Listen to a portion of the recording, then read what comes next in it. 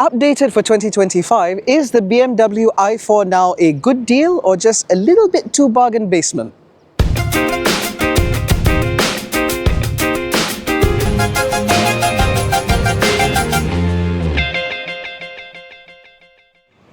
Now, while the updated i4 does have some revised aesthetics, the bigger changes actually come from what's underneath the skin.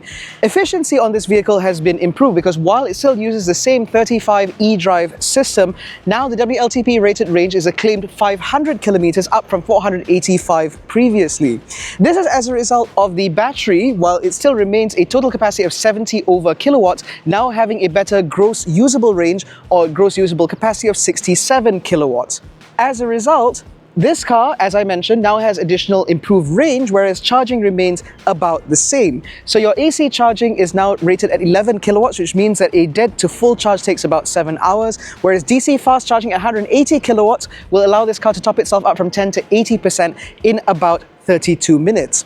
In terms of outputs, they also remain the same. So there is only a single electric motor over the rear axle producing 286 PS and 400 Newton meters of torque. And as a result, this car can go from dead to 100 kilometers an hour in just 6 seconds. Not the fastest BMW in the world, but certainly fast enough. Now, in addition to those changes, there are also the aesthetic upgrades that I mentioned earlier. So for starters, these headlights now have a slightly different internal design where the daytime running lights are now these sort of L-shaped slashes in order to make it appear like the quad eyes that we're so used to seeing from BMW.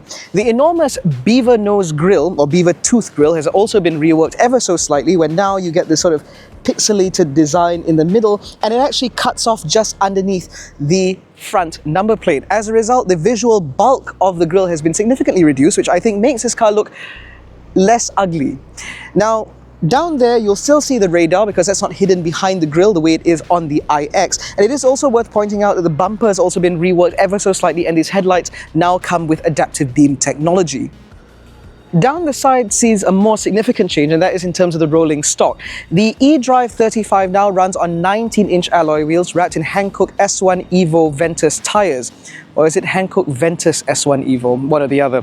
Now, these tires are decent performers in terms of both dry and wet performance, and they are decently good enough in order to maintain the power and torque that this car has. And so, decent choice, but not too expensive. Aside from that, there are no other changes to the i4. So because the i4 eDrive35 is available as an M Sport model, we also get the Shadow Line Pack, which sees the window surrounds done up in gloss black rather than chrome.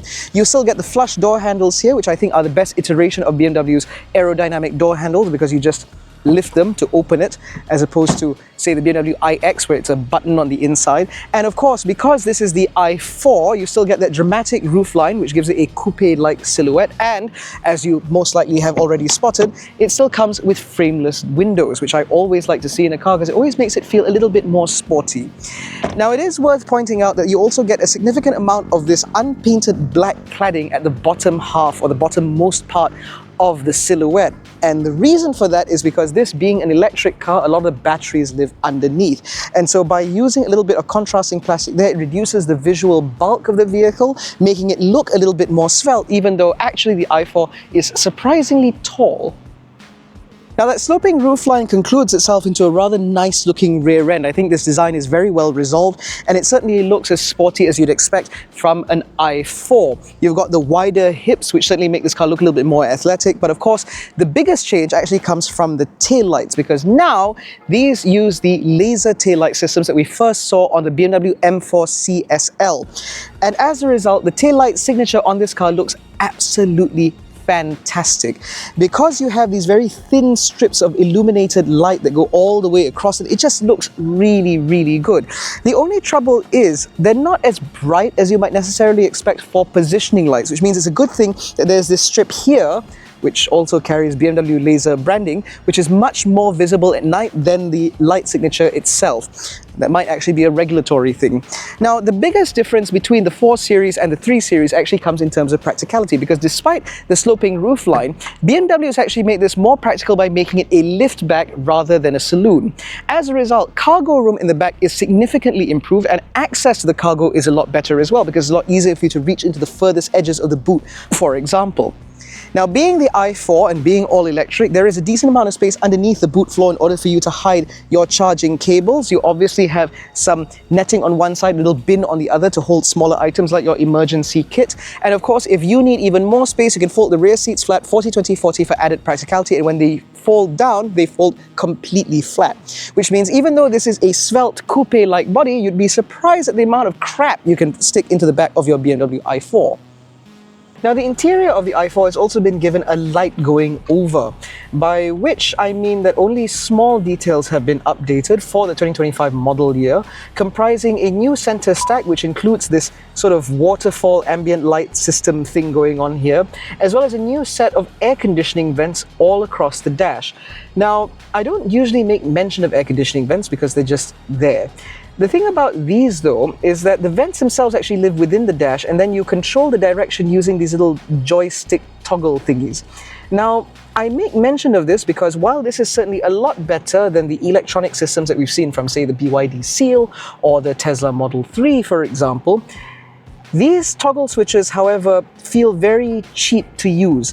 When you move them even slightly, you can feel a little bit of a rattle, and then the material used for them is just not very confidence inspiring. And then because you have to twist them to open them and shut them, when you twist them, the noise they make is very nice, but the action just doesn't feel as high quality as I would expect from a BMW. Now, aside from that, everything else in here is quite nice. Material quality is pretty good. We get this new sort of metal hexagonal pattern all over the front of the dash, as well as the center console, which feels very nice and feels very solid. We also get lots of soft touch materials about the place. Everything that you touch and interact with feels very high quality. And in fact, things like the article of fake leather stretches all the way down here where you get even more stitching, and it's a nice pad for you to rest your knee on over a longer trip or if you're driving exuberantly. There have been very thoughtful touches put all about the place. It's very clear that this is where BMW's experience as a car maker comes good. The other thing that I quite like in this car is the tactility. So for example, while we still have this massive curved display, which unfortunately also includes the air conditioning controls to adjust your temperature, etc., you still get a bank of buttons down here, so you have a physical volume knob. You still get touch control buttons for your demisters as well as your track select buttons. And because these buttons actually push in, it feels quite tactile to use. The same goes for the control panel down here, which includes your iDrive controller, your gear selector, as well as your mode selection, etc. All of the buttons here feel quite nice to use. These work very well with the buttons on the steering wheel because although this is a new generation or updated BMW i4, we still get the same steering wheel as we have from other BMWs in the past, which is lovely because we get actual buttons on the left side to control your adaptive cruise control systems, and you still get physical buttons on the right side to control not only the display in front of you but also the heads-up display as well as your media selection, which means that when you're driving along, your fingers can very easily find the buttons and toggle switches that you're looking for to make the necessary changes without having to take your eyes off of the wheel. On top of that, because this is the older style steering wheel, you also still get physical buttons in order to adjust the follow distance on your adaptive cruise control. Now, I know that this sounds very minor, but for some reason on the BMW iX, i7 and i5, you don't get that anymore. To adjust the follow distance, you have to go into the screen. So I'm very glad that this car doesn't require that anymore. Now, talking about the screen itself, this is a brand new operating system, something that we've seen before from the i4 as well as the iX, etc. But this has actually been updated for this car because it now includes something called shortcut keys on the further side of the screen. So when you're here, you can still use this using the iDrive controller, and so that will give you quick access to things like navigation, live vehicle, media, and weather controls, although of course you can customize this if you want. This is great because this also minimizes the need of having to go into the app drawer on this car, which then reveals one of the most infuriating operating systems you'll ever see. All of these icons look broadly the same, they're colored broadly the same, and they're all the same size, which means that it is almost impossible within this menu to find what you're looking for quickly.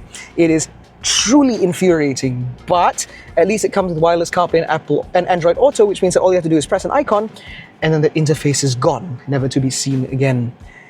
Now beyond this screen, we also have a digital instrument cluster up here, which is a typical BMW item in which it displays very well, the refresh rate is great, the graphics look good, but it's not the most legible system in the world. In order to get certain minute details, it does take a little bit more time than you might necessarily expect to find those details within this instrument cluster.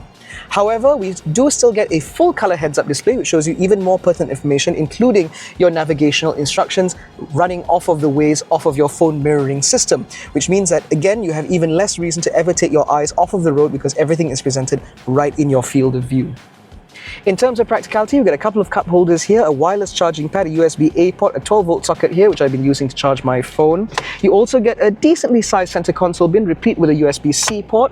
You get a decently sized glove box here, as well as a decently sized set of door bins, bigger for litre-sized bottles.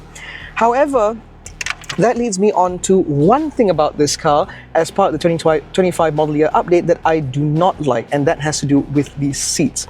So while they are electrically adjustable on both sides with memory functionality for the driver as well as bolster adjustment again for the driver, the upholstery itself has changed from last year into this year.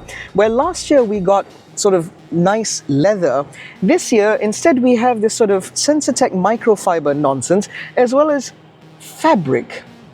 Now, I'd like to point out the fact the BMW i4 is not exactly an affordable car. This car pushes about 300,000 ringgit with a BMW service inclusive package, which means that being offered fabric in a car at this price point is not great, because even Volvo offers leather for their cars that are significantly more affordable than this. Now, because BMW Malaysia insists on having black on black interiors, life back here is quite dark, which is why I had to take off my sunglasses. And also, sitting back here reveals one of the BMW i4's weakest points, and that has to do with space. So the front seats are in my driving position, about 170 centimeters. As you can see, knee room is not that bad, and headroom is just about all right, although if you're any taller than me, you might struggle. However, the eagle-eyed among you may have already noticed the problem, and that has to do with clearance for your legs. The seat base in this car doesn't angle up nearly high enough to provide any sort of meaningful under-thigh support, which means that in order to get any support, you have to stretch out a little bit. But because the BMW i4 is ultimately a sports saloon, the front seats are mounted quite low, which means that tucking your feet in underneath the seat in front of you isn't exactly an easy affair. Which means that stretched out like this, I have some degree of under-thigh support, sure, but now the tops of my feet are basically wedged underneath the seat in front of me, which is certainly not fun. Other concessions include this very, very tall center console, which means that putting a fifth passenger in the middle is not going to be a fun affair at all.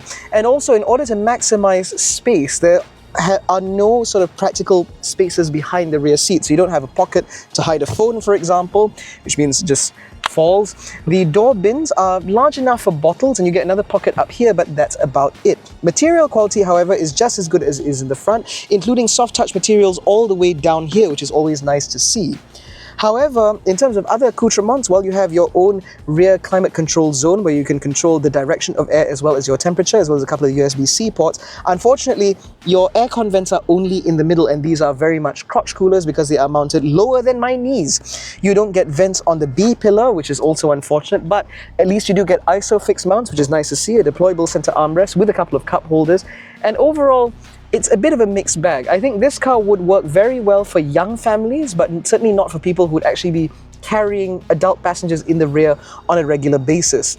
And also, while this car offers the ISOFIX mounts that I mentioned earlier, which are very easily accessible because the access point or access opening to them is very large, you're going to struggle to fit the car seat back here in the first place because these rear doors are surprisingly small and the opening is also quite limited, which means that the act of getting the child seat back here is going to be something of a struggle. And to make matters worse, you don't get an ISOFIX mount for the front seat, which means that if you have a bulky rear-facing child seat, you have no choice but to put it in the rear seat and potentially rub up against the back of the front seats, which means that a front passenger may be slightly less comfortable or not able to fully adjust their seat to a point where they would be in optimum comfort. However, the BMW i4 does bill itself as being one of the most driver-focused luxury electric vehicles out there. And to put that to the test, I'm in the wrong seat. Now, the good thing about the BMW i4 from the driver's seat, at least, is that it does drive like a BMW. Now, what that essentially means is that there's a degree of connectedness and driver involvement that you just don't get in a lot of other cars. So for example, while the i4 still uses an electric power steering system like so many other vehicles, it is so incredibly accurate that you have a degree of confidence driving this car, be it at town speeds or out on the open road, that just gives you this sensation that this car is essentially unflappable. On top of that, because these seats are very snug and they hold you in place very nicely, it again makes you feel like you are part of the car, one with the vehicle, and as a result, again, you feel that you could take on slightly more difficult, more challenging conditions or take corners at slightly higher speed. Now, of course, the driving dynamics of a BMW are usually not something that one would question, because being a BMW, it should be good to drive, and the i4 is certainly that. The driving position is perfect, the steering wheel is very accurate, these seats, like I said, hold you nicely in place. This is all well and good. But what perhaps might surprise about the i4 is its refinement. So obviously you don't have engine noise because there is no engine. However, when you do get out on the motorway and you start to pick up speed, you realize that you don't get that much in terms of wind noise in this car. No doubt as a result of this car's very slippery profile.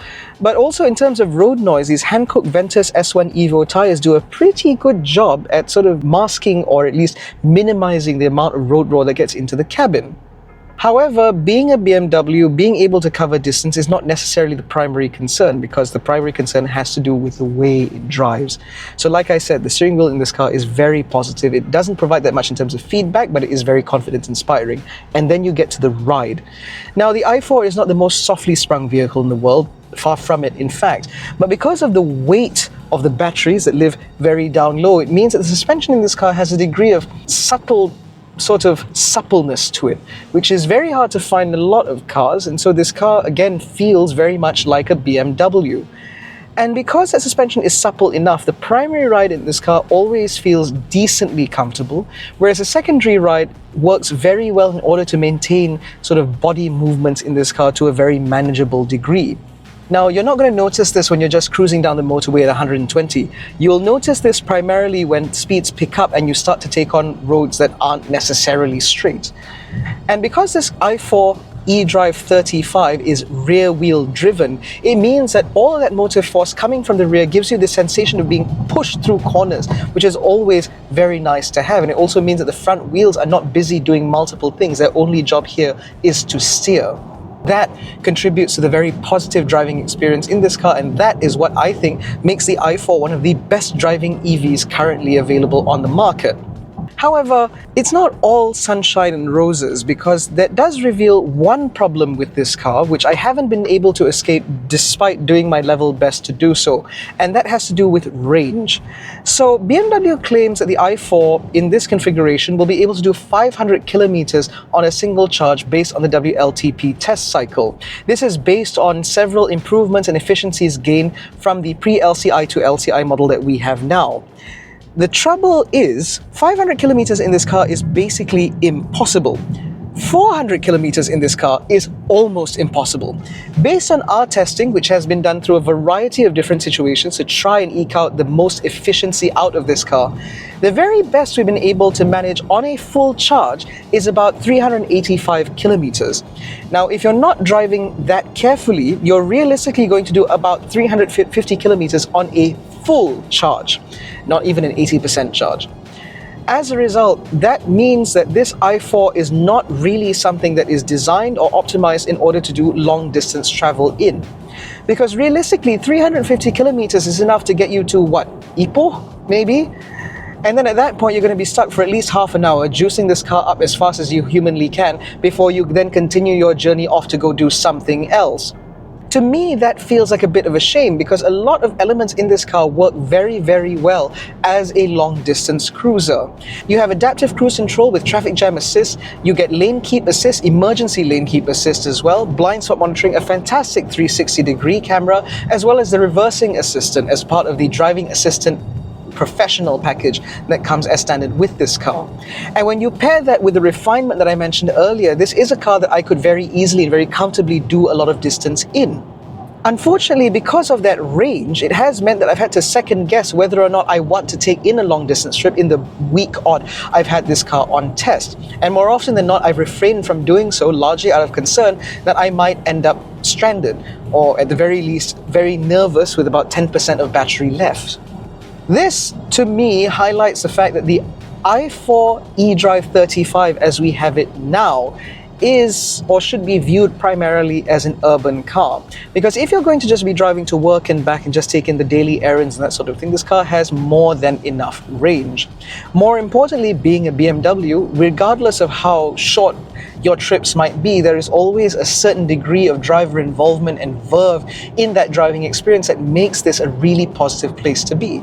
However, if you're looking at a car like this as something to potentially do distance in, then this isn't really the car to do it, simply because that battery capacity and the range simply will not allow for it. The BMW i5 would be a far better bet in that regard.